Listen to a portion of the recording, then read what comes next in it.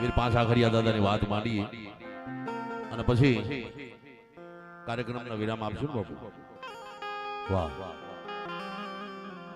ધન ગણતા માસ ગયા એના વર્ષો આતર્યા, પછી મારી સુરત ભૂલી જાય બા એના નામે વિહર્યા. ધીમા દાદા બાબરિયા એમની સાધનાનો દેવ પાંચા ખરિયો કહેવાય.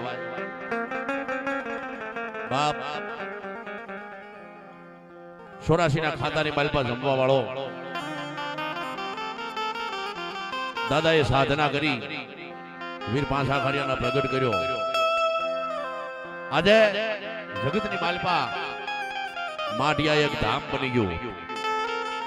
કોઈ દુખિયા આવે, કોઈ રોતા આવે, કોઈ રજળતા આવે, કોઈ વાંધિયા આવે. હમણાંનો એક તાજો દાખલો છે કે દાદા મેં સાંભળ્યું છે કે પાંચા ખરિયો દીકરા દે છે.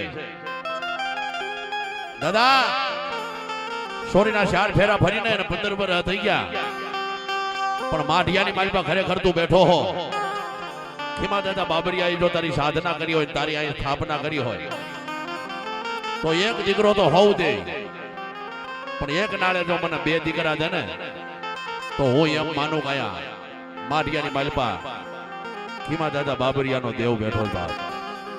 અને હમણાં દીકરાને 1.5 મહિનો થયો એટલે પગે લગાડવા લાવ્યા હતા એ બેન જોડવા, 2 ભાઈ વીર દાદાનો પ્રસાદ દઈ, દાદાના ધૂપ દીપ દઈ અને હમણાં પગે લગાડવા આવ્યા હતા.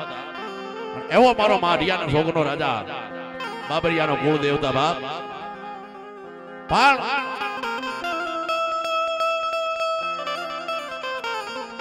એક દિવસનો સમય થાય, ઉજ્જૈન નગરીની માલપાથી જદી વીર પાંચા ખરિયો આવે અને બેન આખરી પોતાના વિહામાની વાટ જોતી હોય, ઓસરીની પાળે બેહી